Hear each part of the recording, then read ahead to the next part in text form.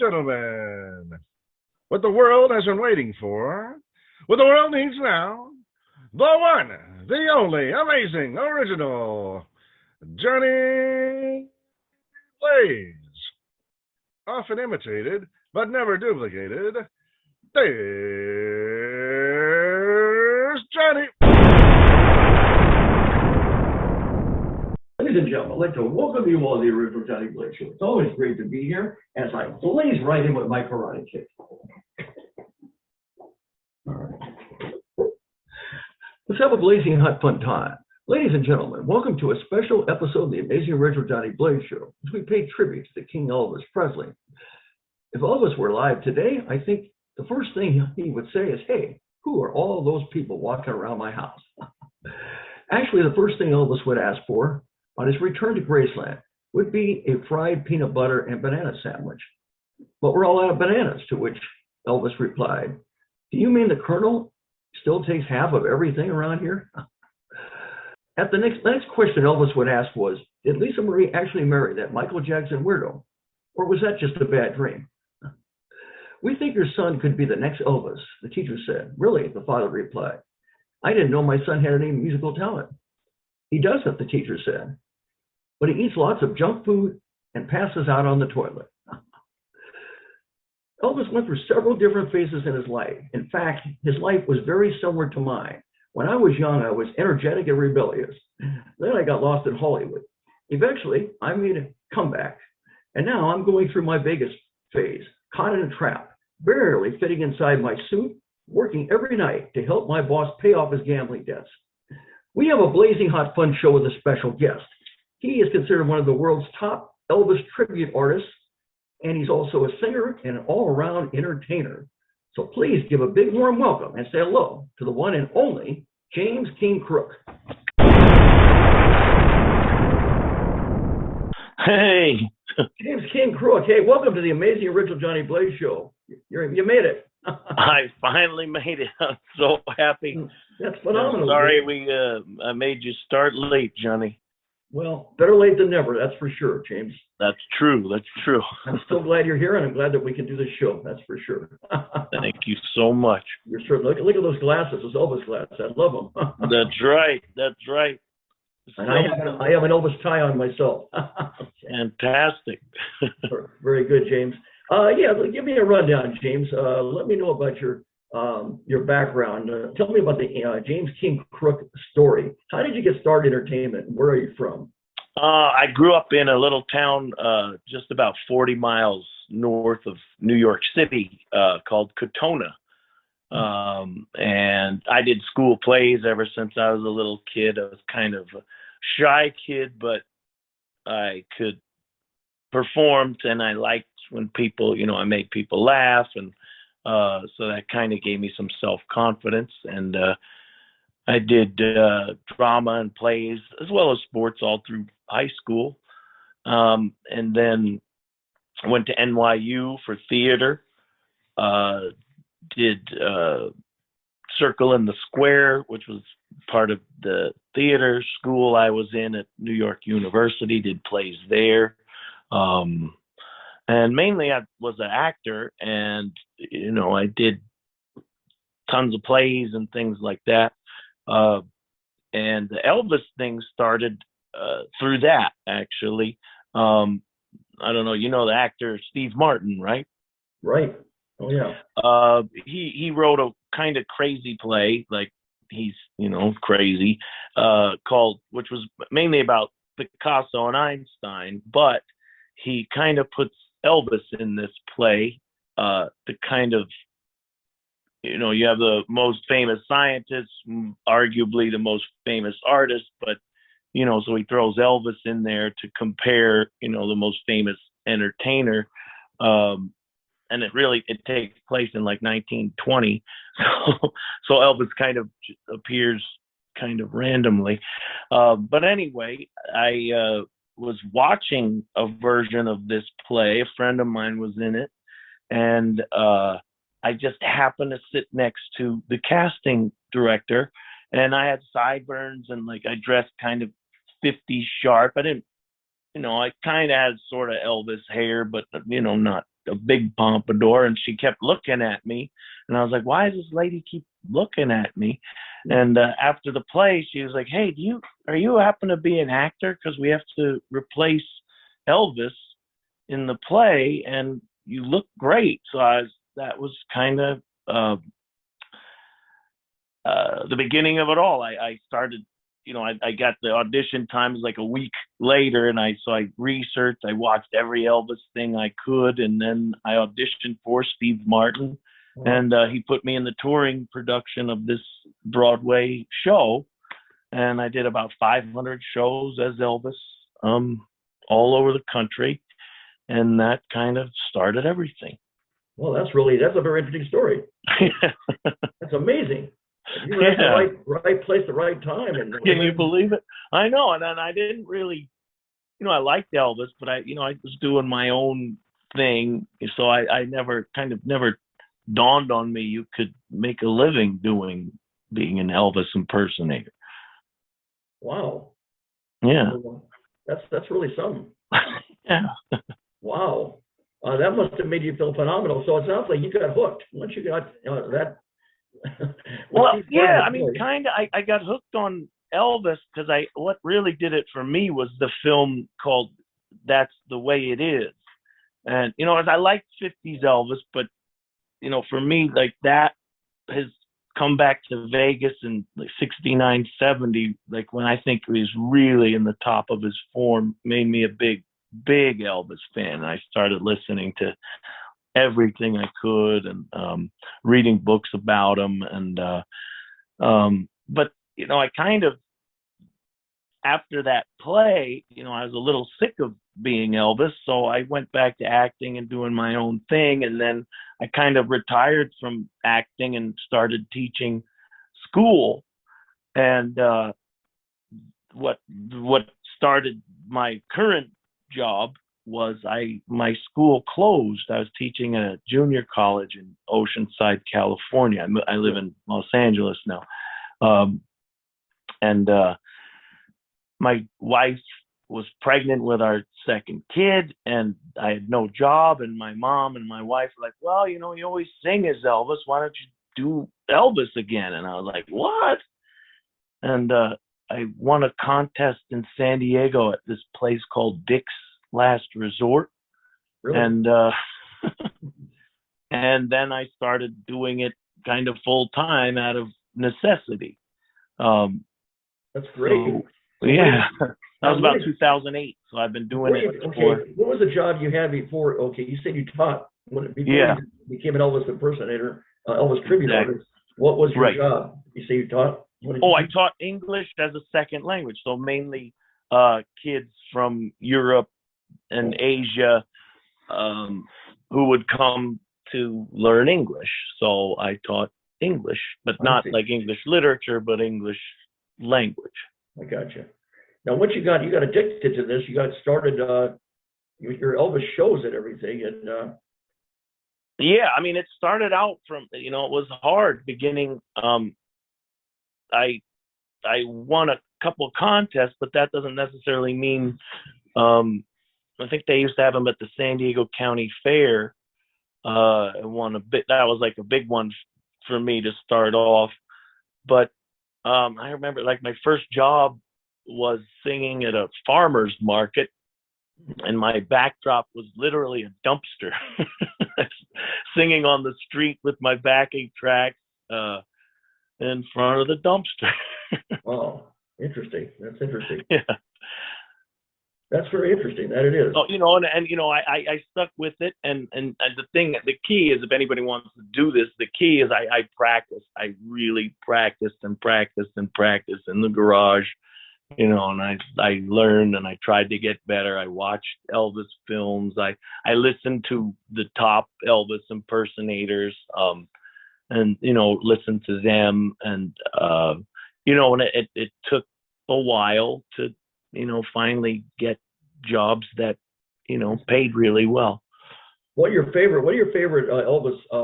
Is the 50s, 60s, 70s, or your favorite music? And I like the 70s mostly. I mean, I do listen to everything, but the 70s is kind of my favorite era of Elvis. So to speak, I mean, I like the 60s and all. I'm just kind of getting into more of the movie tunes. At least there's always at least one or two really good songs in each of the films, if not more. But even the weirder, more obscure films, there's one or two great tunes in there. I think at least. But the 70s is my 70s. favorite. Yeah. I see. And now, there's so many Elvis. There must be. I've done research. There's probably over 400,000 Elvis tribute artists in the world. There really are quite a few. Now, I've seen some Elvis tribute artists in person. I'm fascinated by that. Elvis was a favorite of mine. He was a real idol and inspiration. He was and will always be unforgettable. Elvis. His moves, sure. His way of speaking, his moves, his charisma, he had it all. Definitely. I mean, before Elvis, there was nothing. He was the first one. Remember Sam Phillips said, if I could find a white man with a black thumb, I could make millions, and he found it in Elvis. That's right. Right. That's so, right. Yeah, I was wondering. Yeah. So anyway, some of these, I'm going to tell you, these tribute artists. I happened to see a friend of mine, we went on a picnic over there in Camarillo in the park. We saw Raymond Michaels. Raymond Michaels put on quite an inspirational, with a white jumpsuit and the band. He put on a whole Memories of Elvis show. He went out right in the park. Yeah, I think he lives there in Camarillo. Right. He's a teacher also, and he's also impersonating Tom Jones and many other things. He put on quite a show. Another one that I really enjoyed it. A friend of mine and I and another friend, we had chicken. We had had a nice picnic in the park. Another one I did see at the El Portel Theater in North Hollywood is the name of Sean Clutch. Oh yeah, Sean Clutch also, he has a band, of course. He does the white jumpsuit. He does the Memories of Elvis, all kinds of Elvis songs and everything. He was also very entertaining. Well, I think he had somebody from Sweet Inspirations accompany him also. Yeah, I think one or two of them are still alive. The original Sweet Inspirations. Correct, the 70s. Now, I also saw in Vegas at the Legends in Concert, the Imperial Palace. I saw, and unfortunately, he passed away. Now he's no longer alive, but at the time, he did a great job as Trent Torlini. Yeah, definitely. Right, that's another one. So that's just a few of them. There's so many of them. Like I said. I think Sean Clutch is one of my favorites too, and I think Trent Carlini actually was one of the guys who made it more legitimate. I think people made fun of Elvis impersonators, and then when he started doing it, he looked so good. He sounded great. I think he kind of made it a legitimate thing to do. People stopped. You couldn't really make fun of him because wow, that guy's really good. And then it brought out more talented people, or maybe it didn't bring them out to get more recognition to guys like Sean Clutch, because he had. I think Sean has done it for ages also. But Trent Carlini, I think, at least for me, was kind of the guy who made it more of a legitimate thing to do. He did a great job. I think Sean Clutch was supposedly Elvis Presley Enterprise. I guess they can proclaim him as the top Elvis tribute artist. Yeah, he won the ultimate. Right. I think he won one of the first ultimate Elvis contests, like the worldwide contest, which is also put on by Legends in Concert. Now, there's another guy that I happened to see in Northridge. He sold his home now, but at the time he was an Elvis impersonator for over 30 years. I happened to see he had a pink Cadillac in his right there in the driveway, and I went inside his house. He had the guitar gates and everything, like the real great. Oh yeah. His name was Danny Yu, and I saw him in fact his girlfriend showed a scrapbook and it had jumpsuit right there in closing glass. I went to his performance to that time in the South Civic Center. I thought he also did a great job, but he decided to retire from it now. He sold his home, and that's no longer that. Anyway, I was wondering, how do you, out of all these, I mean, there's many, of course, how do you see yourself, how do you stand out from all these people? What is there about you that makes you so different and so unique from these other Elvis impersonators and tribute artists? Well, I don't perform at the same places. I think because and I'm not saying I'm better or worse than any, that it's up to anyone else to judge, But I think because I did that Broadway or tour that, and I have an acting background, I know how to kind of, like, I'm a more of a showman. I don't rely on being exactly like Elvis, or you know what I mean? But I can put on a fantastic show that pays tribute to Elvis. I can watch the people and I can come up with not jokes to say, but like, I don't know. I know how to bring them in and make my show really interesting and still, be a very respectful tribute to Elvis. So I think that's it. And I also, I'm in Los Angeles, so there's not, the guys come through LA, but they don't stay, luckily. So, I get fantastic jobs in Los Angeles. They're not always public performances. I do tons of, private parties. That's kind of how I make a living. And I do have a band and we do shows too, but I think it's because I have a different background than most guys. Most guys set out to do Elvis. They mimic Elvis, and some of them are amazing at it, but they don't have anything. That's what sets me apart. I think that I'm more of a showman. You're more of a showman. Okay. Yeah. So you put on a show. Would you say you sound like Elvis? You say you have the moves down and you sound anything like him when you do your show? I think it varies by song, but I think I sound enough like him. For me, when I hear myself sing, I hear a similarity, but I still hear myself. I don't think I look exactly like Elvis, or even, I don't know. I'll let you be the judge. But the moves, I can do some of the moves, although they're not the 50s moves but it's more of kind of I'm not an exact mimic of Elvis, and that's kind of not my show. It's like a live, I do enough to let people know that I am Elvis, but at the same time, I'm not doing a perfect replica of him. I see. You're putting on a show and you can probably improvise and maybe make some jokes and do things off the top. Exactly. I do jokes that Elvis did, but I'll kind of segue into it in some way, or, and I think people appreciate that. The true fans will remember, oh yeah, Elvis used to make that joke, and or some people, it's like, it's kind of an added thing, not only the song, you get a little story and some background of, Elvis's life and stuff during the show. It sounds like if you do an Elvis, a tribute to Elvis, it sounds like you specialize in 70s more than anything, although you can probably do 50s and 60s too, right? I do a couple of events of the 50s, but Elvis was a teenager in the 50s, and I'm 22 now. Okay.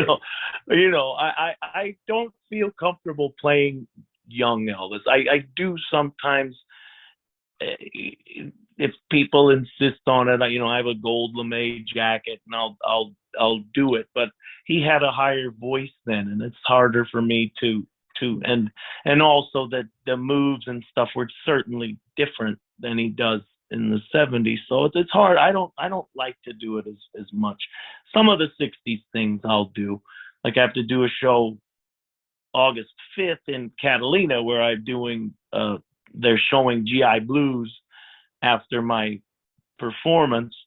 So I'm learning all these GI Blues songs, and I've got the army outfit. So it's kind of interesting. It's a lot harder than I thought.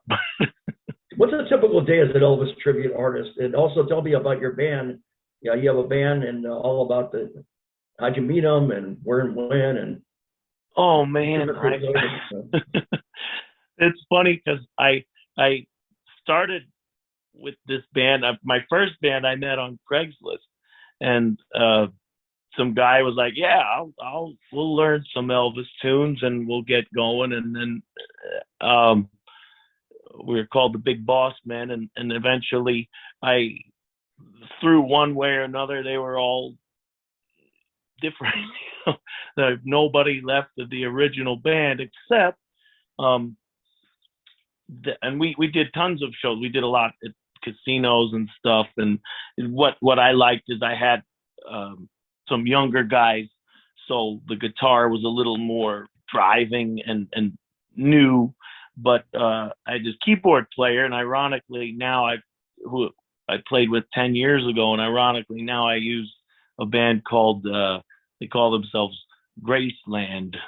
And you're not doing Big Boss Men anymore. You're doing Graceland now. Okay. Yeah, although now I'm doing a show with a totally new band August 12th, which we've been rehearsing, and so for this, it's kind of a big show that they're fantastic. They're musicians who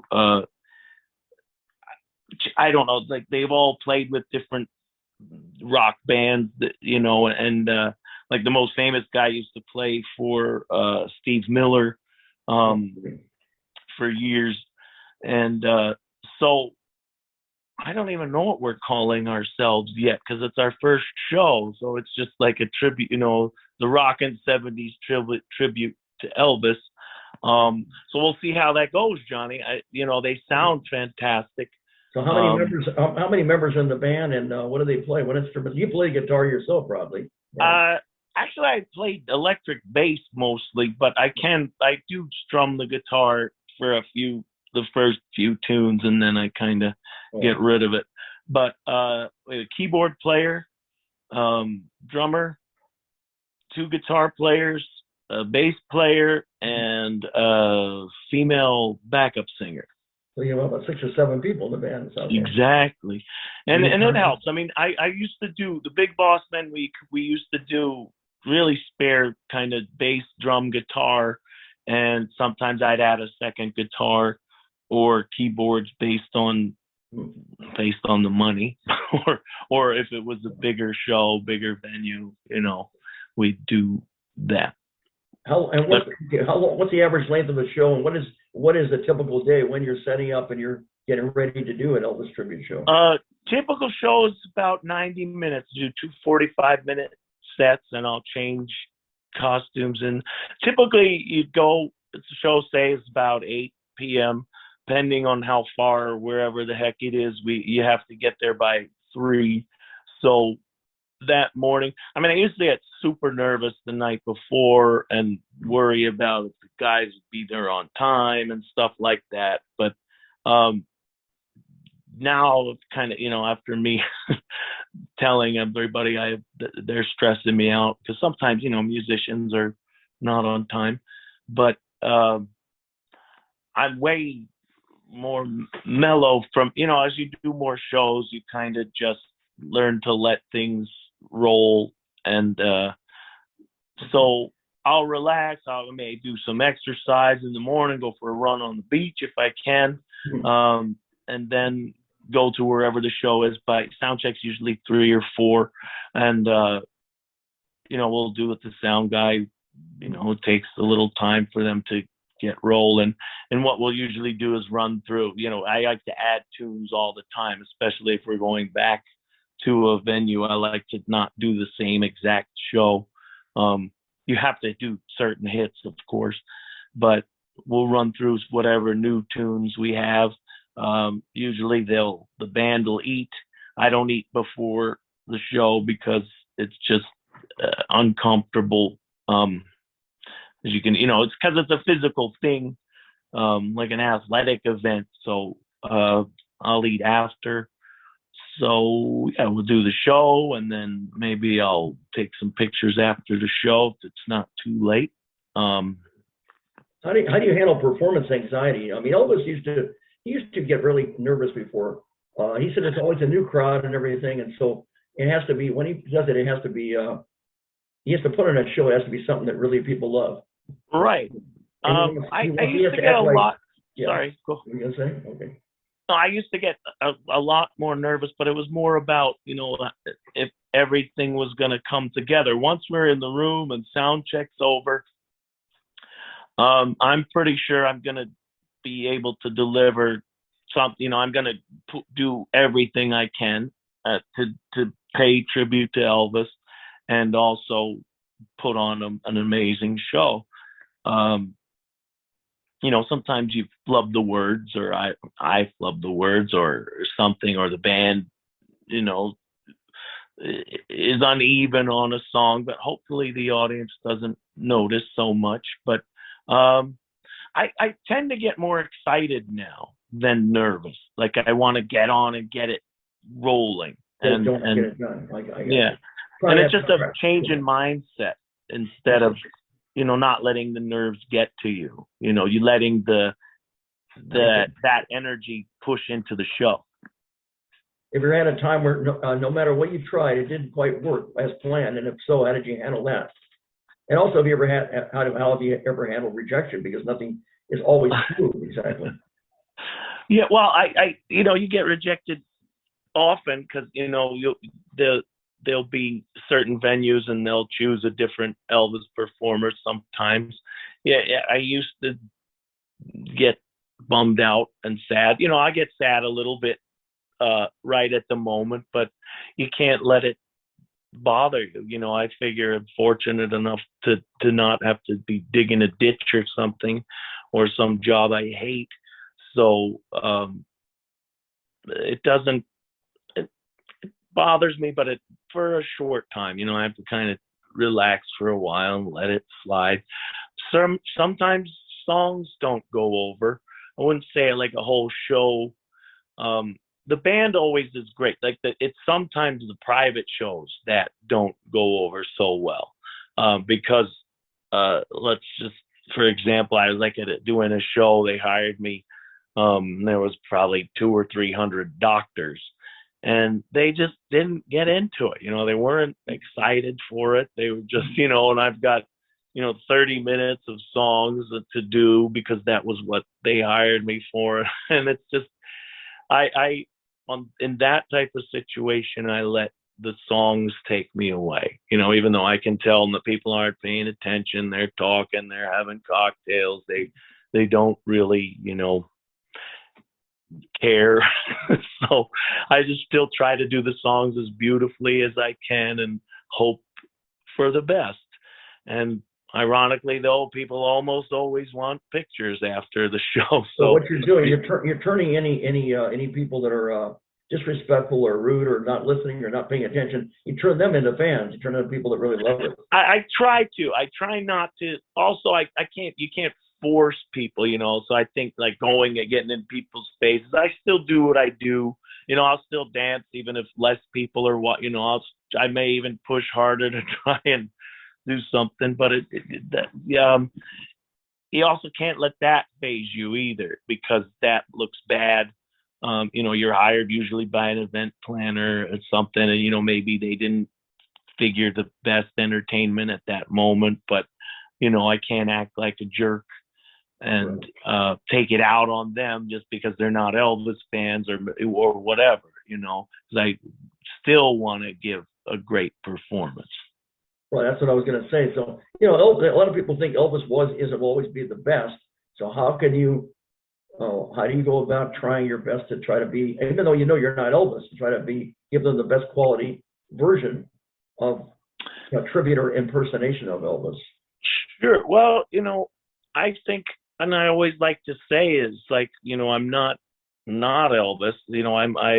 My little spiel about it is, Elvis was like if you're dropping a gigantic anvil into water, Elvis was the biggest boom, and then you have all these ripples that came out, and I'm just one of those ripples that's trying to connect people to their memories of him, or if they never saw Elvis, at least something that is entertaining, using the music and the persona, the look of Elvis. So I don't get hung up on that. I'm but I always want to give a great show, but I don't get hung up on, oh, I'm not sounding like Elvis. I don't look exactly like, I don't really, because that would just kind of shut you down. There's plenty of great Elvis tribute artists who don't look much like Elvis. So I think the best ones sound close, and the truly best ones look and sound pretty close. I say, gotcha. So you do your best. You have as much fun as you can and give it your all, and that's all you can do. Like Ricky Nelson said in the garden party, if you can't please everybody, please yourself. That's all you can do. Right. I mean, I'm trying to please the crowd, of course. Right. And that's first and foremost.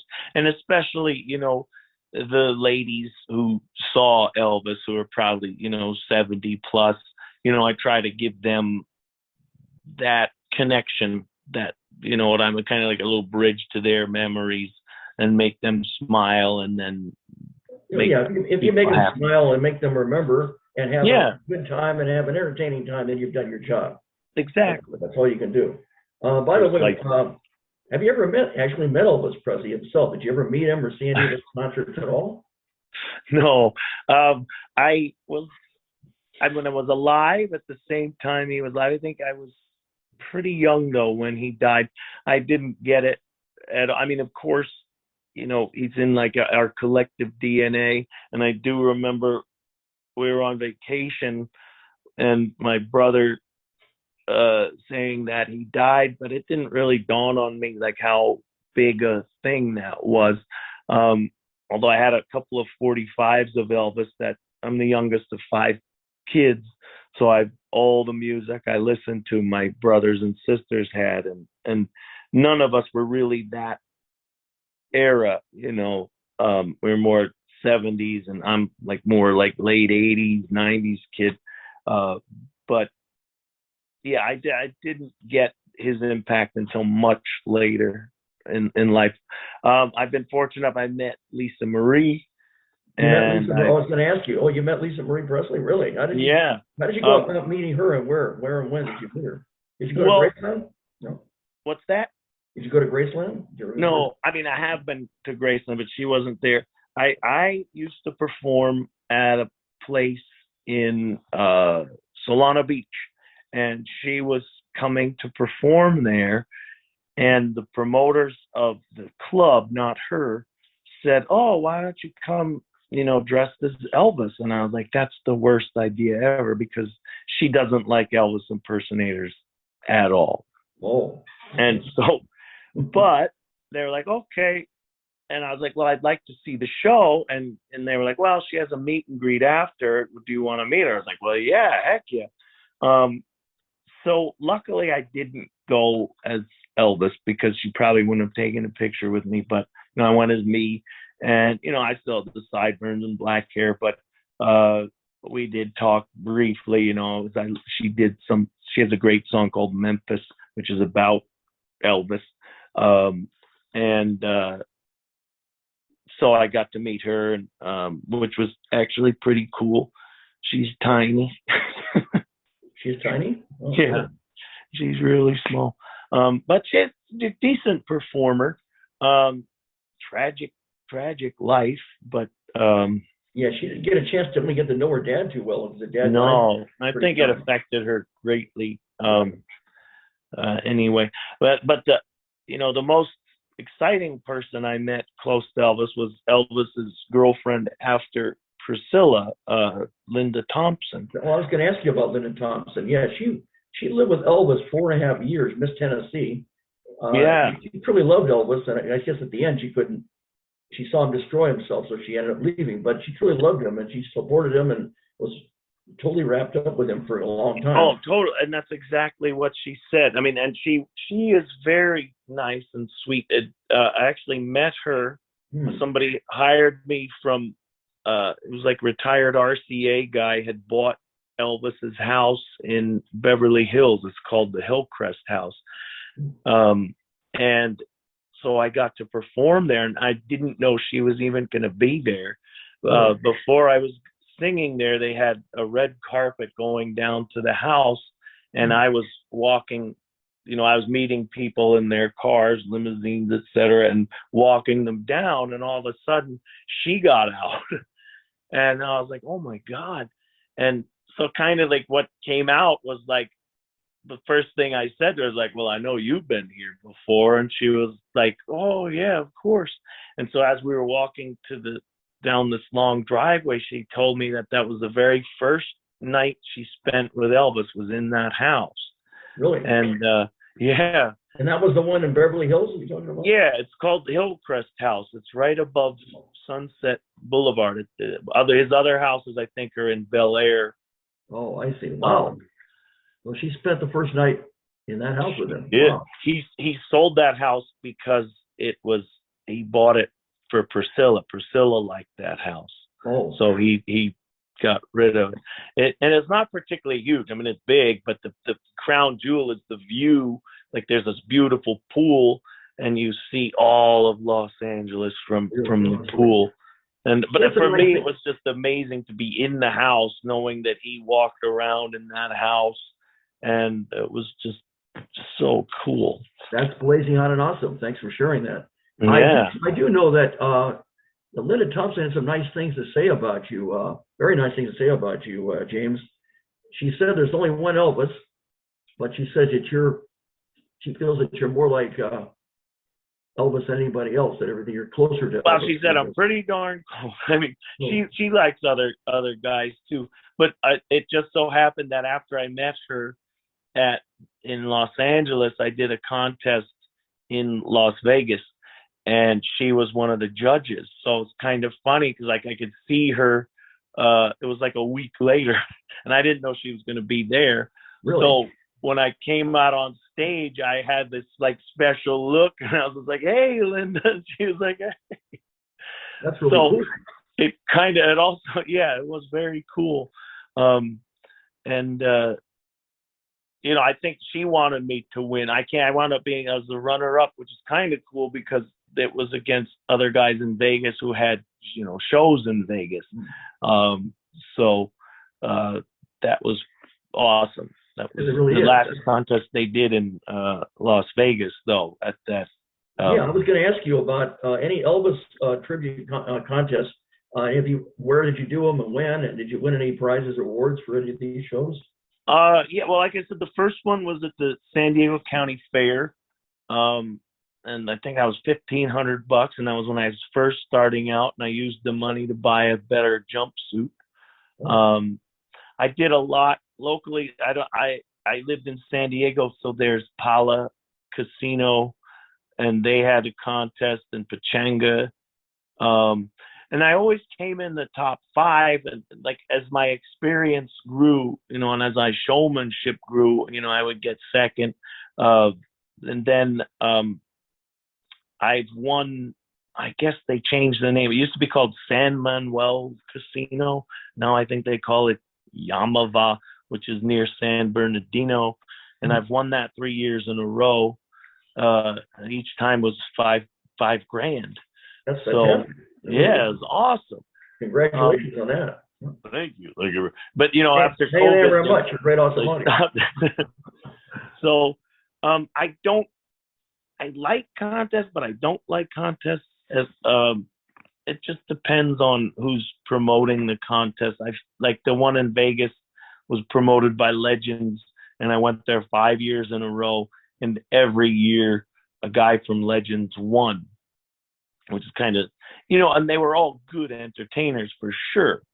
And a couple of them went on to win the whole Ultimate Elvis contest, the World Championship.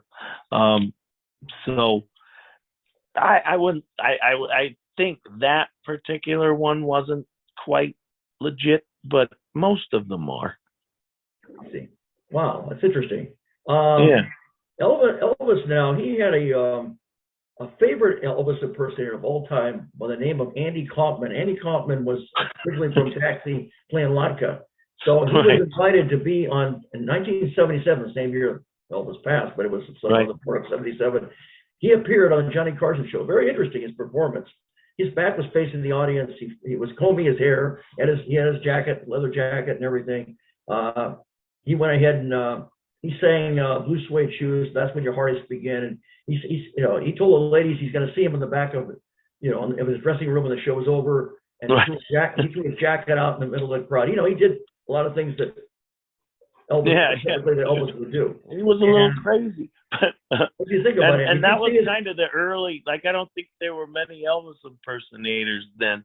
Elvis saw him, and he said he was a favorite. He did see him. He saw him do it. Yeah.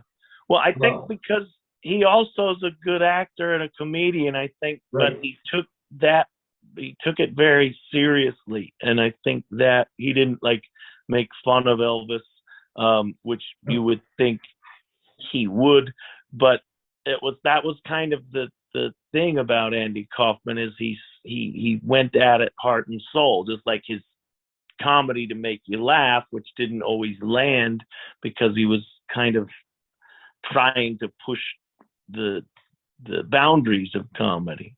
I think people expected him to make fun of Elvis, and he didn't, and it was kind of cool that you're waiting for the joke. You're like, oh wow, he's actually really good.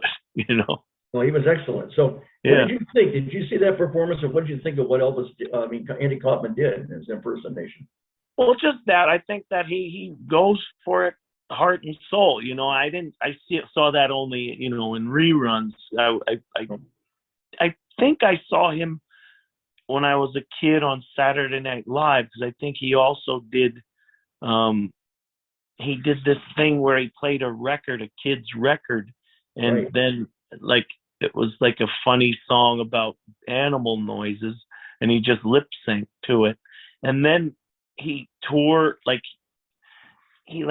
these strips off his pants, and they had like stripes on them, and he like flipped his collar, and all of a sudden then he like started doing his Elvis thing after doing that or something. I think he did something with Mighty Mouse too. He did some kind of he did. He lip synced, or he would just stand there and wouldn't do anything except for the part where it's like, "Here I come to save the day." He was great. He was hilarious, but it's too bad he passed. He didn't, he had some. I think. I know, too young. He passed away. He had cancer or something. He had some kind of. Yeah, he did. I think. But he was a very talented. He was a comedian, an actor, and an Elvis impersonator, right? Combined. Exactly. Right. Wow, that's interesting. Now, I don't know. Have you ever met Priscilla Presley at all? I was wondering. No, I never met Priscilla. I never. I've just met. I met a couple of guys from the Memphis Mafia. Linda Thompson's brother. Red West. Did you meet them? No. No, I met a guy named Dick Grob, who was like security for like the head of Elvis's security, and really? Linda Thompson's brother worked as security for years as Elvis. I met a lady who dated Dr. Nick, though. Really? Yeah, in high school. She went to high school with Dr. Nick. Dr. Nick is the one that prescribed all those, exactly. the drugs. Well, he got in trouble for that. Yeah, I think maybe he prolonged Elvis's life because he put some placebo pills in Elvis's prescriptions. Right. So. But the problem is, how do you protect? It's hard to protect a man from himself because he can get anything he wants. That's what they say. Yeah. He had his bodyguard son in Red West. I mean, they protected him for over 20 years. And what happened was they didn't realize all of a sudden they were let go, and Elvis didn't give him the bad news. It was he let his father Vernon's the one. Right. Give him the bad news, and they were upset. And so they wrote a book called Elvis: What Happened. Yeah, I read that. Detailing about, I read the book too in the past, about his, addiction to drugs. And they were just trying to help him try to come back to the way he used to be when he was knocking him dead, and trying to get him to change around before it was too late. But he was angry, Elvis. He said, how could these people I've known for years turn on me and everything? I know. Yeah, I mean, and understandably that but, I see both sides of that story for sure. Right. And there wasn't rehab like there is now, and I think Elvis was it was probably hard for him to admit that he had a problem, and I don't even know if he thought he had a problem. I'm sure at times he did, but well, he felt like it was. He thought that these drugs could be. You could take them and make you feel relaxed. He ended up getting addicted to it, where he had to have it and everything. They took it away from him, but he had to have it. And he had, of course, just like Michael Jackson, same thing with the drugs. They both had the money and means and power to do it. They got addicted, and it got worse and worse. And it, it's sure. even if it doesn't kill you immediately, over time, your body gets too much. You can't last forever on that, especially what he was taking. What I understand, I also read Johnny Cash's autobiography, and they all took those speed or whatever little white pills after, early on, when like truckers would take back in the day to get from one show to the next when they had to drive themselves, often 18 hours or something, and they all took them. And a lot of celebrities died from, like think of Judy Garland, and but they would take that, they feel the rush from the stage, and then they need something to calm down, and then in the morning, because they took the pill to calm down, they need something, then it gets this cycle. But Johnny Cash said, and I think he wrote the book in like 2000 or something, and he said, I still, and he quit drugs in like 1980, something like that, and he said, I still crave them. It's like the hardest thing I've ever had to do was quit taking those pills. So he understood Elvis's problem. He's like, I still get up and I still want them. Even he was clean 20 years or something. There were other ones too, like Jim Morrison of the Doors, Janis Joplin, Jim Belushi. There was all kinds of people in entertainment. Yeah, well, I think each one of them had different, problems, for sure. I think Jim Morrison liked to drink because he was very shy.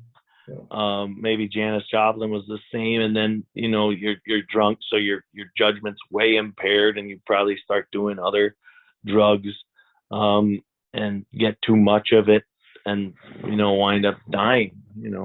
Right. Well, of course, even showed it in the movie. Colonel Tom Parker, even though he was able to promote Elvis, he was taken advantage of. No, managers normally don't get 50% of the take; they get 10 to 20%. He was taking much more money than most people do. Elvis fired him once, but then he rehired him. The problem was that his mom he truly loved. When his mom passed, he was real close to his mom, more than his father. His father didn't stick up for him though when he fired him, and then of course naturally Tom Parker's give him the money. He had, like I said, he had to pay off his gambling debts and everything, and he wasn't even a natural citizen. Tom Parker, he came from another country. Right. That's the reason why Elvis never got to go overseas, because Tom Parker didn't want to be found out. Right, and I think some people claim that the Colonel helped make Elvis become as famous as he was. I think Elvis would have been that, no matter who his manager was. And I think if you think about the 70s, if Elvis could have toured the world, I mean, he was making good money touring America, but I just looked this up, Led Zeppelin at the time in like 1972 was making $1 million a night touring. And I think Elvis could have certainly done that. It's like 50 nights is 50 million. Even if he made half, 25 million in 1972 was like 100 million today, if not more. So the Colonel really blew it there. And taking half of his money, and I think he got 100% of the merchandise, which today would be. On top of that, Elvis wanted to be a serious actor, and because Tom Parker made sure that Elvis did not do that. All he cared about when he saw the movies were the same film, kind of movies like Boy Meets Girl, Loses Girl, Wins in the End, with all the different romantic songs and everything. Elvis got tired of doing that same role. Tom Parker didn't care because it was each movie was making at least $1 million or better. So exactly. And Elvis was getting tired of that same role. He said he had no choice. They interviewed him, and he said he was forced to sign those contracts in advance, whether he wanted to or not. So I think whatever the 10 years or however long. 4 years in advance, he had to sign all his contracts. He had a chance to be in A Star Is Born. Right, right. With Barbra Streisand, but Yeah, the colonel said no, right? Right, because of the money. You see, it's all about the money with Tom Parker. Exactly. Exactly. And, So, yeah, I agree. I think Elvis was a better actor than the movies show. I mean, yeah. and the thing is, like, he's usually the most interesting thing in the movie. And, it's kind of a testament how good he was, because even a stinky movie, he's still, he doesn't stink, His earlier movies, I think, were the better ones when he first started. He started Oh, with totally. Definitely. Loving Tender, Loving You, Jailhouse Rock, and King Yeah. Creole. Those beginning. I mean, he did a lot of great beach pictures too. He did a lot of movies with Shelley Fabares. I remember Spin Out. Yeah. Girl Happy, Clambake. He did all those with Shelley Fabares. And Right. he did a bunch of beach pictures too. Paradise Hawaiian Style, Blue Hawaii. Yeah, the Hawaiian ones are pretty good. Yeah. And also they have some great songs in there too, and some bad ones, but Right. Oh yeah. Right. Oh yeah. So there were quite a few. He did quite a few. He did. Of course, he did the other one. He played the twin. Remember? Kissing Cousins. Kissing Cousins. Oh yeah. Yeah. That was not so good. Yeah, that documentary. That's the way it was. That's a great documentary. He's rehearsing, and he's goofing around. He has a sense of humor too. Oh, he did. It's just they're having a great time, but he's still getting work blowing done. his hair back and everything. Yeah. You are nothing but a hound. I mean, it was funny the way he did it. Definitely. And then he had those karate moves and everything. Yeah. One thing I must say, when he was interviewed, of course, he was interviewed not only in Houston, but also interviewed in Madison Square Garden. A girl asked him, what do you think about war protesters and everything? Do you believe in war? He says, dear, I don't get involved in those social issues. I'm strictly an entertainer. I keep my views to myself. If anybody else does that, he said, no, I don't discuss that. So, which is great. I agree with him. Even on my show, I make sure I don't want any religion or any political. I don't want any messages. I want to right. I think that's wise. And I like that he didn't. I don't think he cared that other people shared their views. I mean, although he did turn down, what was it? George Wallace wanted him to go to dinner, and he said he wouldn't go. And oftentimes people claim Elvis. Some people claim he was racist, and I think that kind of says a lot that he wasn't. You remember when they filmed from the waist on up in El Sullivan? I mean, everything. People were getting angry. What they were doing is they were saying rock and roll's got to go, and they were taking the records and smashing them down. Oh, I know. And they were saying them up and burn them. They were saying I can't use it because it's a profanity, but a certain kind of a music that they didn't care for and everything. In other words, he was imitating the blacks, and they were running it down, and they just didn't like it and everything. So it's contributing to juvenile delinquency. When they interviewed him, he said, "I don't think I'm doing anything wrong. I just can't help it. I can't stand still. I got to move." Exactly. Well, the same people, it's like when different music comes to a new generation, the generation before it doesn't particularly like it. I wouldn't say I particularly like pop music today, but I don't bash it or say it needs to, because it's just not my era. I have kids, and they like different music than I do. Yeah, I think when you try to take it away from them, it just gets stronger. So that's all. The more they were running it, the more they were running it down, the better, the more demand it was. They were asking for autographs. He was selling out. Of course. All kinds of things. And now Elvis is like innocent and tame compared to what you see now. Or here. On Steve Allen, it's right. Now it's tame. At the time, though, it was considered something really big. He ended up having to wear a tuxedo on Steve Allen's show and singing to the Hound Dog, remember? I know. I think he pulled that off pretty amazingly, even though they were trying to humiliate him by making him do that. But he I think Elvis won that battle against Steve Allen, because you just can't help but, he just has some sweet looks when he grabs the dog's face, and so Elvis just looked amazing. I think and then Ed Sullivan didn't even want him on the show, but we saw the great ratings with Steve Allen, so he ended up having. Exactly. And of course, Exactly. $50,000 for the 3 appearances all of a sudden. I know. It was a ton of money then.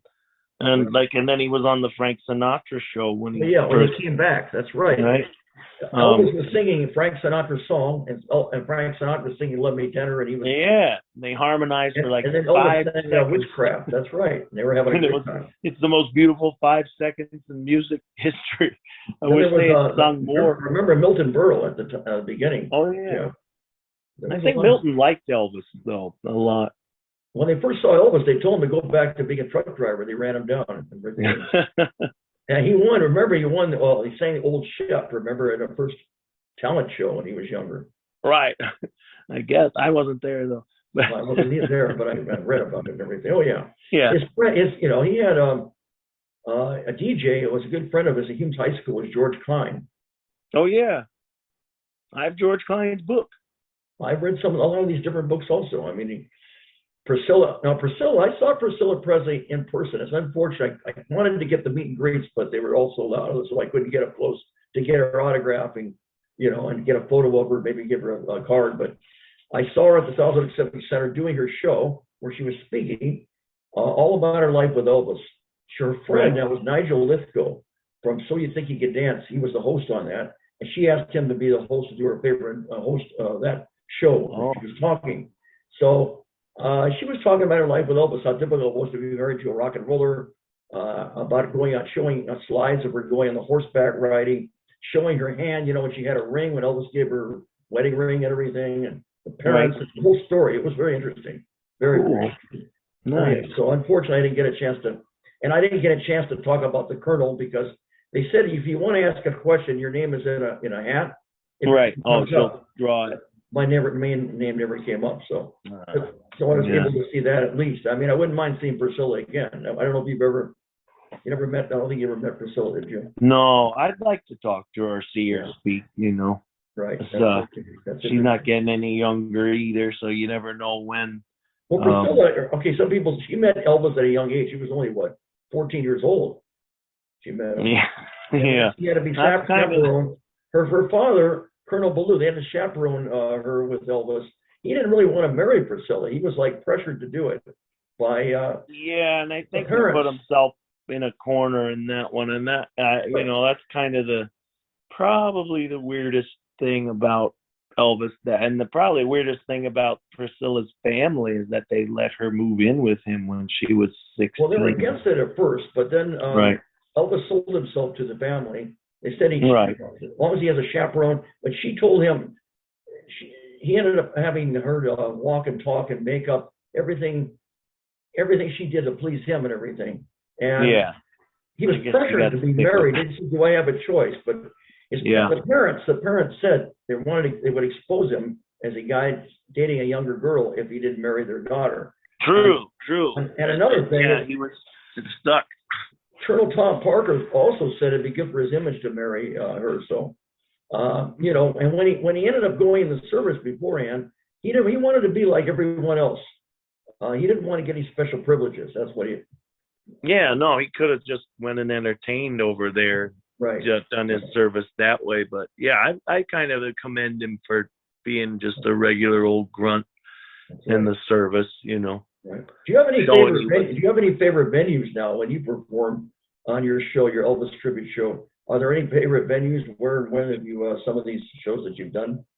Yeah, I used to like Pala Casino. And they haven't had us back since COVID, but we're working on it. The lady who used to hire us at Pala now works at Harris, so maybe we'll jump over to Harris. I think I'm going to do a New Year's show at Harris in the same area, San Diego area. I haven't been back there. One of my favorite, I like the Saban Theater. It's also used to be called the Wilshire Theater, which was funny because I did the Steve Martin play.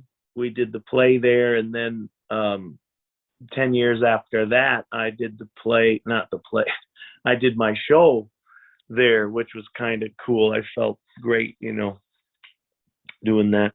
I like doing the city park shows. various ones wherever. I'm gonna do one actually close to me in Manhattan Beach in September. So it sounds like you would do something like Raymond Michael did in the park, where he performed in the park. It'd be something similar, right? Yeah, more or less. Yeah. Gotcha. I like those because you get a huge crowd and you get them dancing, and it's kind of really fun. Yeah, talk about that. Yeah, talk about that. I'm sure you probably have audience participation in your shows, right? Well, yeah, I go out into the audience a lot. Yeah. What I like about go ahead. How do you get the people to participate? Yeah, exactly. Oh yeah. Well, you just got to play the music, and they dance no matter what. What I like a lot though is often at our shows, especially the city park shows, not the theater shows necessarily, but there'll be a sea of kids, under 10, 100 little kids going crazy dancing, and I like to see that a lot because that's the next generation of Elvis fans, and that they just they love the costumes, and they do love the music. It just has to keep you moving. So that sounds like that's the thing that excites you about being an Elvis tribute artist is right? Yeah, I like when new fans, but I also love to please. I love when people come up and say, "Oh, I saw Elvis 15 times, and you just brought back so many memories, and thank you so much for coming to our city." So that feels great too, And you probably do meet and greets and probably autograph photos and things like that up close, right? Sometimes, yeah, or usually I'll just take pictures. If sometimes not tons of people want autographs, and if they do, it's fine. I like that too. But mainly they just like pictures. And also my favorite thing is like when people say, "Oh, I hate Elvis impersonators, but I loved you." That's a great compliment. What do they say? They love you? They don't normally like Elvis. They usually hate Elvis impersonators, but they love me, and I think that goes back to being a showman and being entertaining, and not being hopefully not full of myself and thinking I'm as good as Elvis or actually Elvis. What's the difference between an Elvis impersonator and an Elvis tribute artist? I mean, it's pretty close, but is there a difference? I don't think there's a difference. I think some guys prefer to be called Elvis tribute. I think that in the Elvis tribute business, the impersonator doesn't necessarily sing and put on a show. Elvis tribute artist has a band usually and puts on an Elvis show. I think that's the technical definition or difference. But I got sick of correcting people because most people say Elvis impersonator unless they're in the Elvis tribute business or follow different Elvis tribute artists. But most people who hire me just say, "Oh, you're an Elvis impersonator." Like, yeah, whatever you want to call it. That doesn't matter to you as long as they're hiring you. They want to see you perform. That's it. Okay. Right. Because it's just words to me. For me, it's the same. I got you. Well, or for me, it doesn't really matter what you call me as long as it's respectful.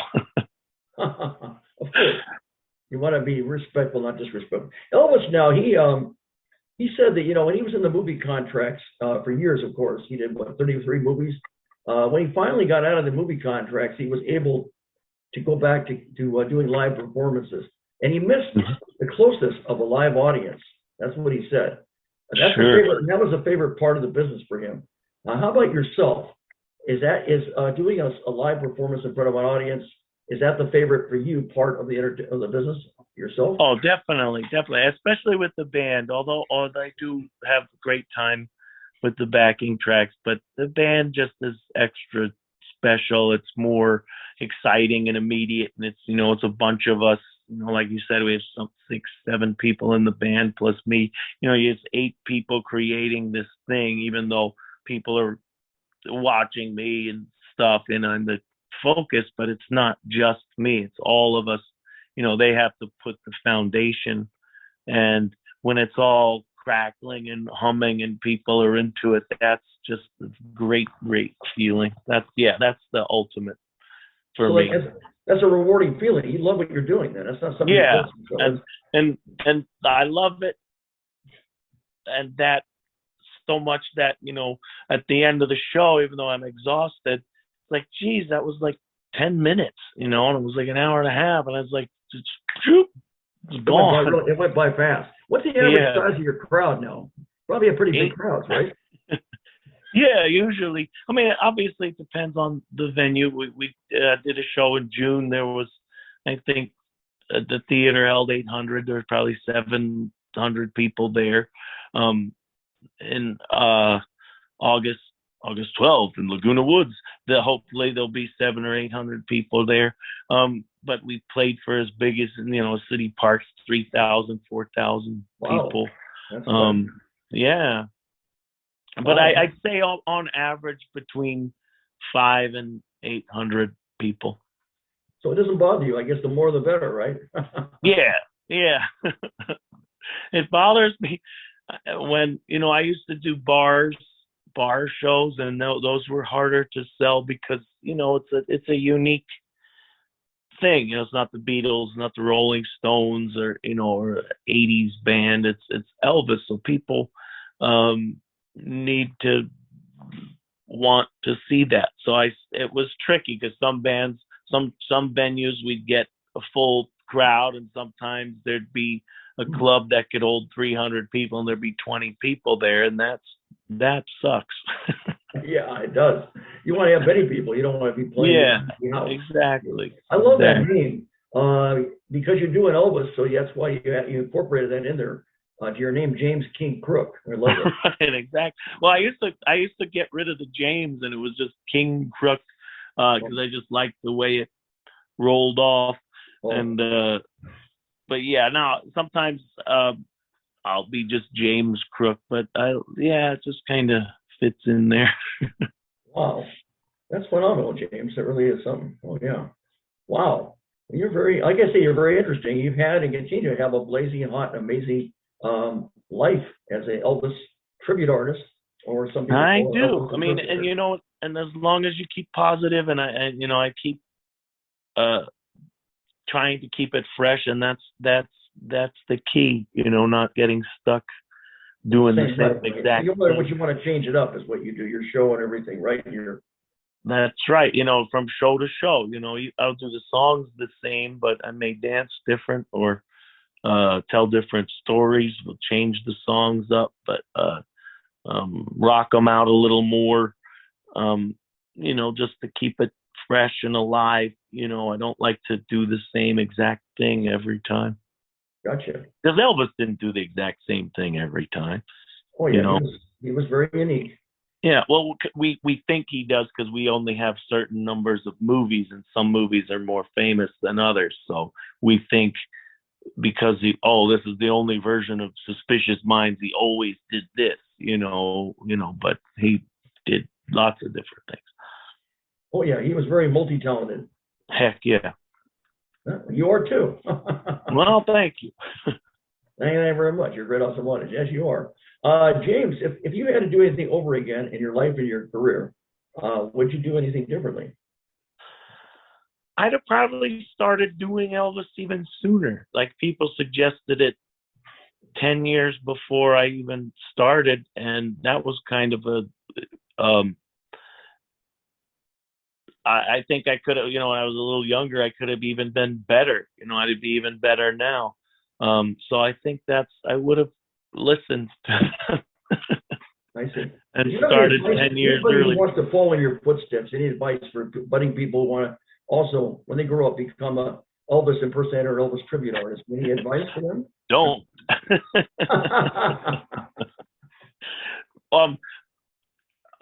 I like that when people ask me that, if you have your own natural talent, like you can sing like yourself or you can play music, I would definitely suggest people doing that first. But if it is your passion to sing Elvis songs like Elvis, practice a lot, and don't get caught up in like the lip sneer or the things that's a caricature. Just kind of just really listen to the music and let that be your foundation beyond any posing or anything like that. But if you have any talent at all for anything else, and I'm not just saying this but I think you could probably become more famous as yourself. But if you can't and you really love being Elvis, then you have to love Elvis. I think that's the most important thing. You have to be a big Elvis fan, and you have to love this music and singing these songs. There's not a song I get sick of singing. Really, even though like certain ones like Hound Dog there isn't much to it, but people just love it. So I don't get sick of them. And then you can't, you have to give the people what they want. They want. There's so many. What do you prefer, the fast songs or the slow songs, the ballads or the fast ones or rockers? I like the ballads the best because you can really just kind of relax and sing them, and it just takes me away to my own fantasy, That's phenomenal. I mean, I like the fast ones, but I like the ballads, my favorite. I see. Well, you're doing it. You're putting your mind, body, heart, and soul into it, loving every minute of it. That's right. That's right. And you're very fortunate to do that. I am blessed for sure. For sure. And you have a wife apparently and some kids. How did you meet your wife? I met her. I went to. I was kind of sick of. That's kind of the point where I was sick of trying to be an actor. And a friend of mine had my best friend from high school had married a Polish girl, and her best friend in Poland had a language school, and we're always looking for what they call native speakers, which is me, speak English as your first language, to go and teach in Poland. And so I went over there, and this is teaching adults, professionals who want to learn English to help their lives and career when Poland was just about to join the EU, the European Union. And she was one of my students. So, and just met her in Poland, and I was supposed to be there about 6 months to a year. I stayed there for about 4 years, and we had our daughter in Poland. Our oldest son is her son, but I've raised him since he's about 6. And I actually would sing Elvis songs to her to try to, to court her, as the old-fashioned term, and that's how we met. Yeah. And so, what is she a housewife or does she work? Or no, she's a photographer. She was actually for a long time helped. Once I got this going and started, at least we could survive with money, and then she was able to start her career. She took pictures of mostly children and teen actors and models, and she did, clothing shoots and stuff like that. And but now she's changed over to nature. She wants to take pictures of animals and bugs and stuff. So she's also very talented. She's doing her thing, and she's helping you out and cheering for you, and it's great. Oh yeah. She suggested it, and she always suggested to do different contests. And she pushed me at the very beginning for sure. What's her name? Her name is Alexandra KRUK. Oh, Alexandra what? KRUK, just like the same last name. Just like the same, right? Of course, Alexandra KRUK.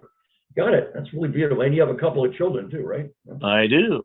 And that's why I was late today. My son was playing baseball in the state championship for California. Unfortunately, they got beat, and the game took a little too long, and we were kind of bummed out. And then you called, and I was like, "Oh my God, that's right." Thank goodness. I was supposed to be Johnny Blake. I got a hold of you. I should have probably reminded you again. I didn't. I thought Yeah. In retrospect, yeah, that's always a good idea. you never know. That's right. No, it's been tricky because my wife is in Poland now, and I'm like a single dad. So I've had a lot. I've had to go from LA to Temecula, which is like about a 80, 100 miles, literally every day. The last 8 days I've been going, plus working. The other day I went from Bakersfield all the way there, and it took forever. That's a long drive. So, yeah. And you have another, now you have, okay, this is a son, you have another son, or is it a girl? Or I have a daughter who's 16, and she's a theater. She's how definitely old did you say? 16. Oh, 16. She's 16. Okay. And my oldest is 23, and he's a photographer, but he takes pictures of cars. Oh, I see. And my daughter is definitely a theater kid. She does plays and stuff in high school. It's all in the family, either photography or entertainment. That's great. Yeah, and my son's a big baseball fanatic, but he's only 14, so we will see what he wants to do, and he thinks he'll play pro ball, but we'll see. So there's a total. There's a son, there's a daughter, and 2 sons and 1 daughter. Well, 2 sons and 1 daughter. Okay, it's a nice family. That it is, James. Yeah. That's my true blessing is them. Well, that's wonderful. I'm sure it's mutual. They're lucky. I hope so. They're lucky and happy to have you, and you're fortunate and lucky to have them. That's for sure. That's true. That's true. Right. Anyway, James? Do you have any present projects at all? In your entertainment career, or is there anything present? Yeah. Well, I'm singing at a hotel tomorrow with a new band. That's a private gig, but it's kind of like a ramp up for the future. We'll film it. And then the big show I have August 12th in Laguna Woods, with the same, new band that we hope will take us to the next level. We'll do bigger shows, bigger venues, bigger casinos and things like that. Filming all of this, recording it to get whole new promo. Just to keep it new. My stuff is not old, but the 4 years is the last thing I think we filmed, before COVID. So just to kind of ratchet up the show, make it bigger, better than ever. Have you ever done any movie or television shows doing Elvis at all in your career? I have actually. I've done. Let's see.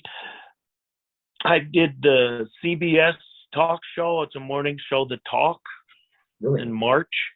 I'm in a weird movie playing an Elvis impersonator.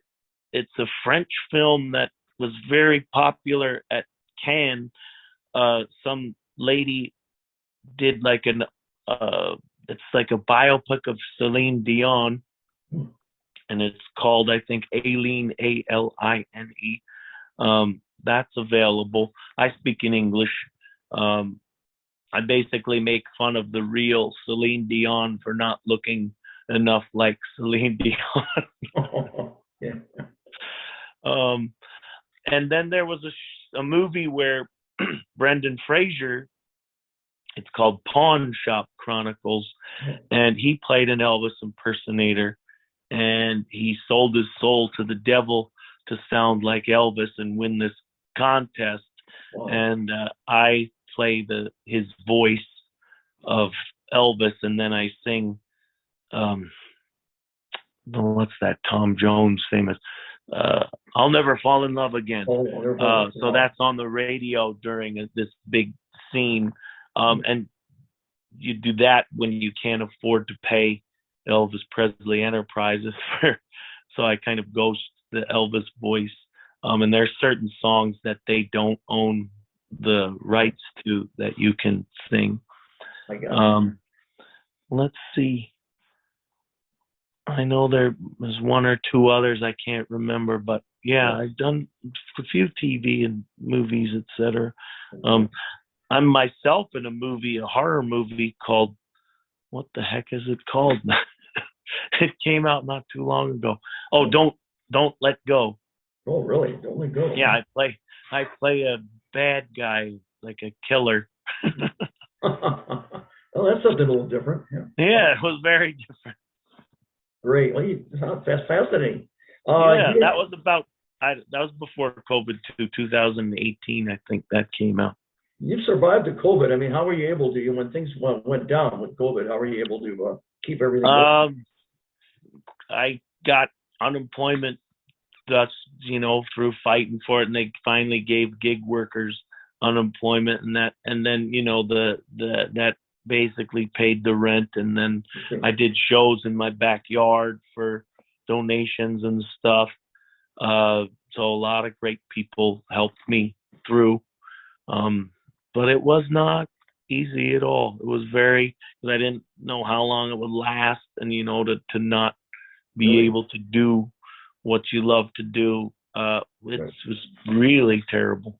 Well, then it makes you really appreciate it when you're able to finally come back and do the in-person shows. Exactly. Like Elvis said, he missed the human element of the live audience. I'm sure it's the same for you. You missed that too. Totally. Yeah. Exactly. And, plus that's your livelihood. Of course. And so yeah, it was tricky. Do you have any dream future projects now, James? That you haven't done? I would like to do. I do write my own songs, so that's kind of when I kind of procrastinate and put that off. I'd like to do, because I did have a rock band ages ago, and I'd like to record my own tunes. That's my dream project. So you'd like to record and write your own songs, huh? Yeah, as me, not as Elvis. So. I got you. Yeah. Change it up a little bit. Okay. Exactly. That's something to aspire. Definitely. Maybe you want to be in some film or some documentary or. Totally. I occasionally do auditions for things, so I still keep my hand in the pie, so to speak. Maybe there'll be a documentary on you called the James King KRUK story or something. You never know. Maybe. It's just an idea. I'm just throwing it out.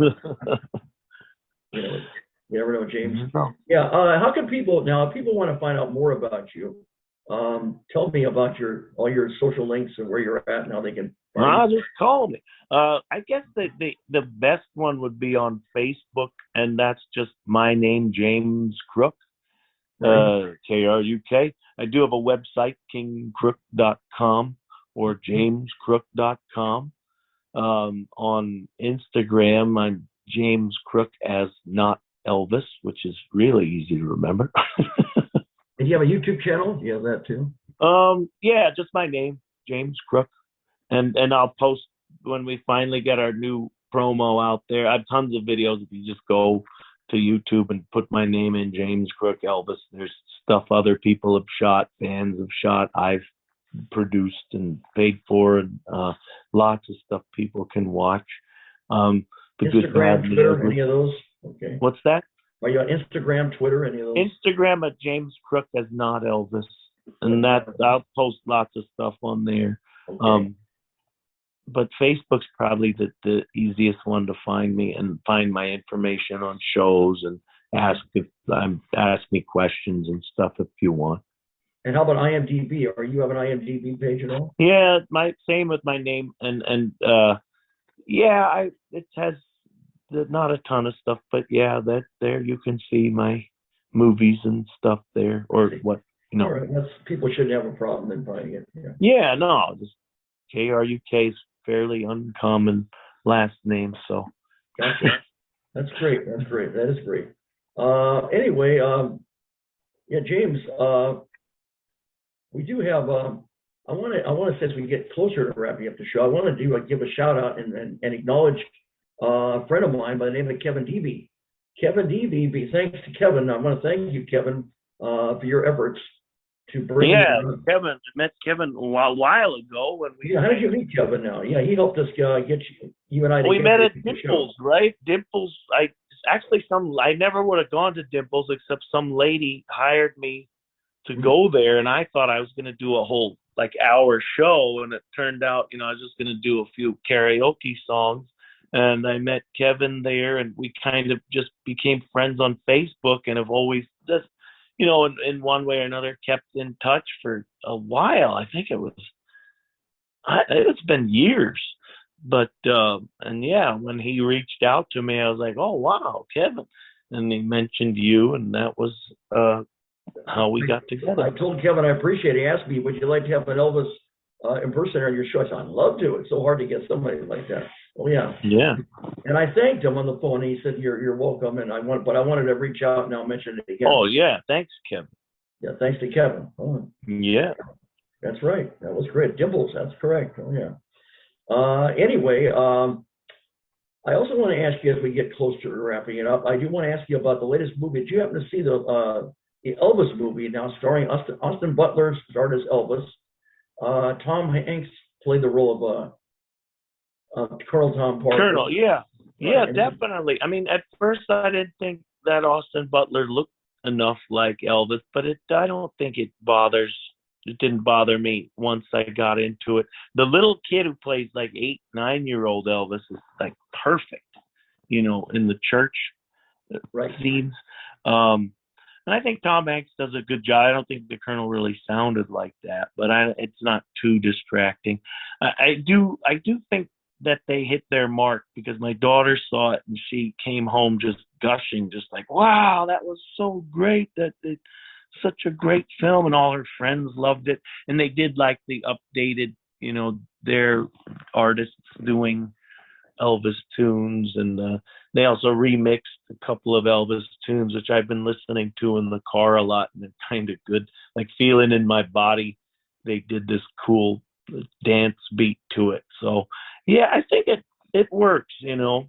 I like how they put the real Elvis. Family loved it. They loved it. Priscilla loved it. So did the daughter, Marie. All of them loved it. Oh yeah, they did. So yeah, I think they did a good job with it. It's a little bounces around a lot, but it's a big story to have to tell. So you have to cut. Austin Butler, he put his whole life on hold. I heard he did it for 2 years, and in fact, when he finally wrapped up the show, he ended up getting sick. I understand. But, I know he's exhausted, right? Right, but I mean, I think that he hit his mark. I think that he really did he did Elvis's memory very, very proud. good. Yeah, I think so too. Proud. Definitely. I mean, you could see. I mean, the way he did it was. Of course, there's only one Elvis, but the way he did it was phenomenal. I thought it was blazing out. Oh, I agree. It was blazing. It was fun. I forgot who it was. It was a girl that played Priscilla in the role. Yeah, I can't remember. Yeah. Either off the top of my head. Right, but anyway, I saw he was on Jimmy Fallon's show too. He was imitating Elvis's moves, showing Jimmy Fallon at it. Oh yeah, I saw clips of that too. That was pretty good. Yeah, and I heard he was also on. He was on some other shows too. I think. Probably did. Kelly Clarkson, I think he was on, and he was on the talk show, and he was also on. What's the name of the other one now? I don't know. I think Ryan Seacrest. I think he might have been on. Right. Radio. Oh yeah, in the morning. Yeah, for sure. Ryan, he might have done that. Yeah. It's very hard. I mean, a guy like that, they're getting so much publicity, so you can't.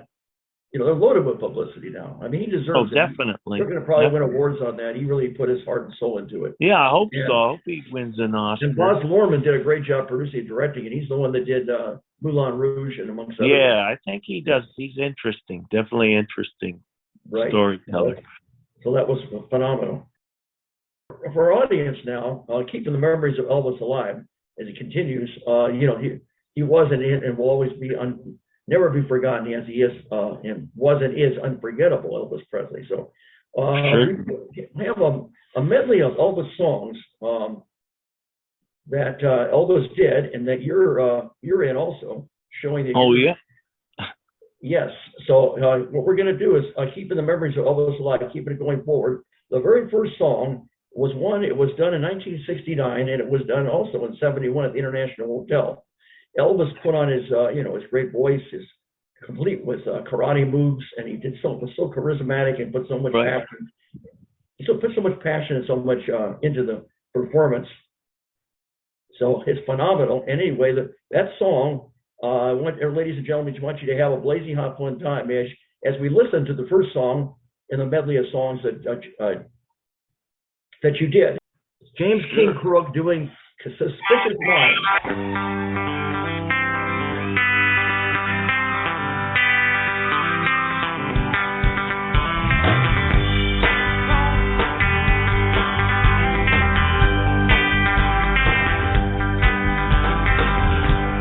Caught in a trap. I can't walk out because I love you.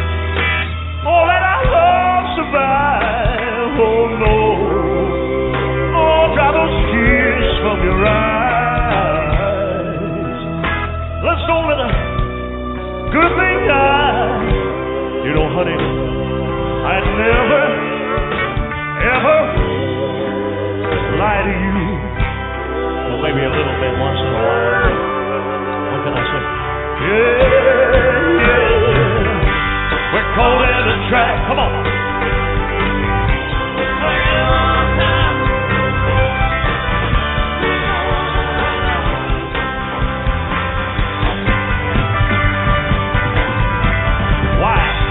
Why can't you see?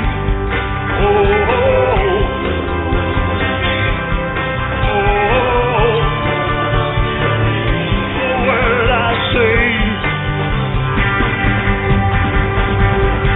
We're caught in a trap. I can't walk down because I love you too much. We're caught in a trap. I can't walk down because I love you too much, baby. Don't you know? This is not an easy way to make a living, I'll just have you know that. Because I can't get up now, baby. We're caught in a trap. I can't walk out because I love you too much. Caught in a trap. I can't walk out because I love you too much. We're caught in a trap. I can't walk out because I love you too much, baby.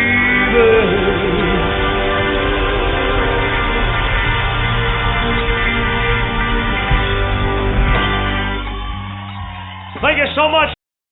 Bravo. That was blazing on and awesome. That was really great, James. Thank you very much. You're welcome. You're welcome very much.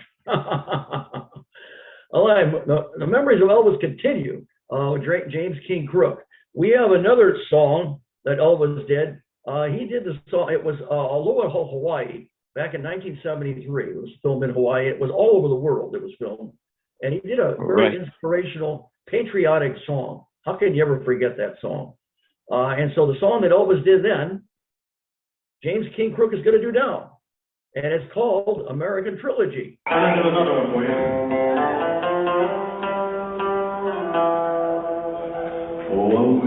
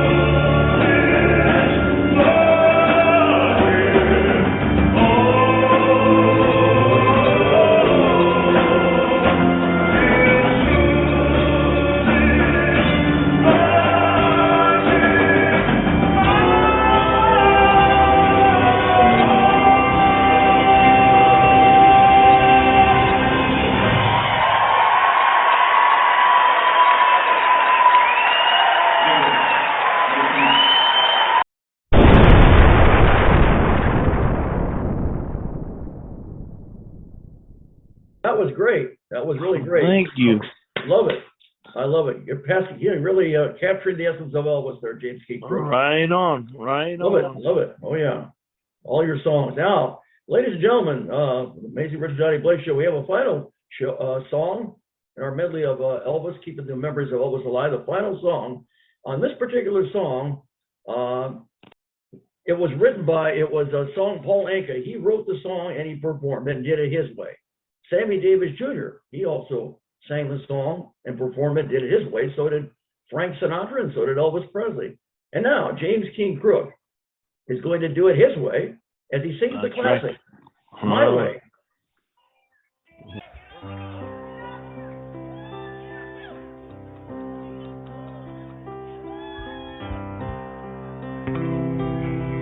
And now the end is near, and so I face the final curtain.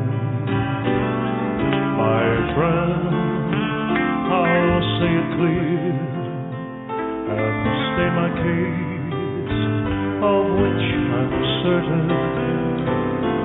I've lived a life that's full. I've traveled each and every highway. Oh, much more than this, I did it my way.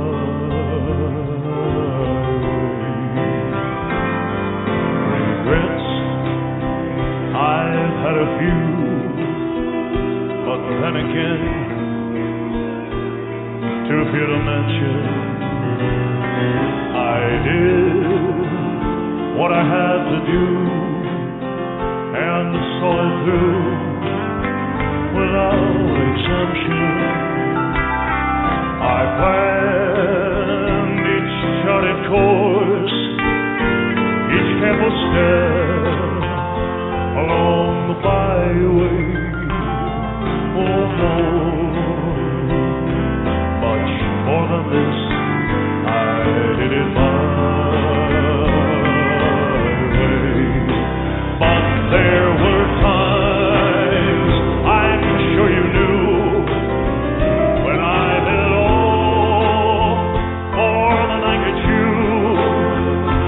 But through it all, when there was doubt, I ate it all and spit it out.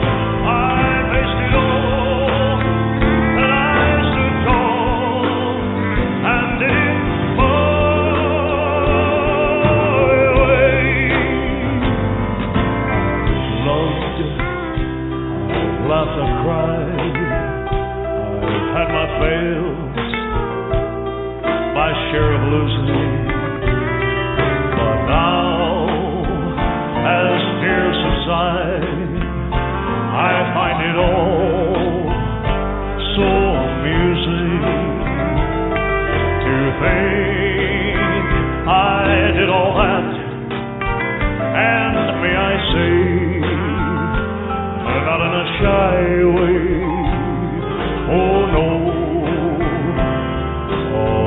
not me. I did it my way. What is a man? What has he got? If not himself, then he has not to say the words he truly feels, and not the words of modern years. The record shows I took the blows and did my way. The record shows I took the blows and did it my way.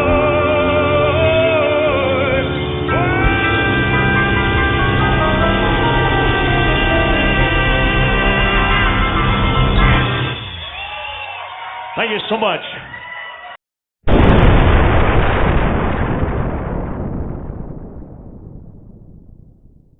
James, thank you very, very much. What a great blazing hot, awesome, amazing performance. Thank you so much for having me, Johnny. Hey, thank you for being such a blazing hot, amazing, awesome, spectacular, and incredible guest on the Amazing Original Johnny Blaze Show. It's been an honor. My pleasure. My pleasure. I've really enjoyed it very much. And time has really gone by fast.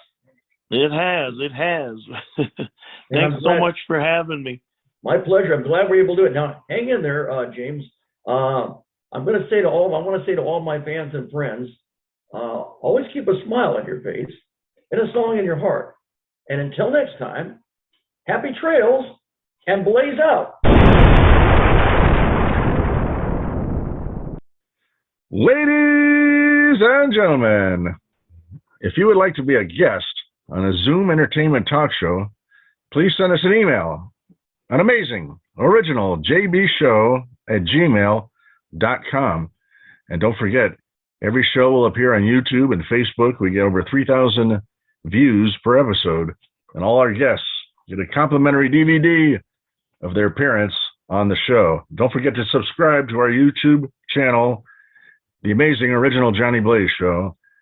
And now, ladies and gentlemen, the Amazing Original Johnny Blaze has just left the building. Mwah. Good night, God bless, and thank you. Bye-bye.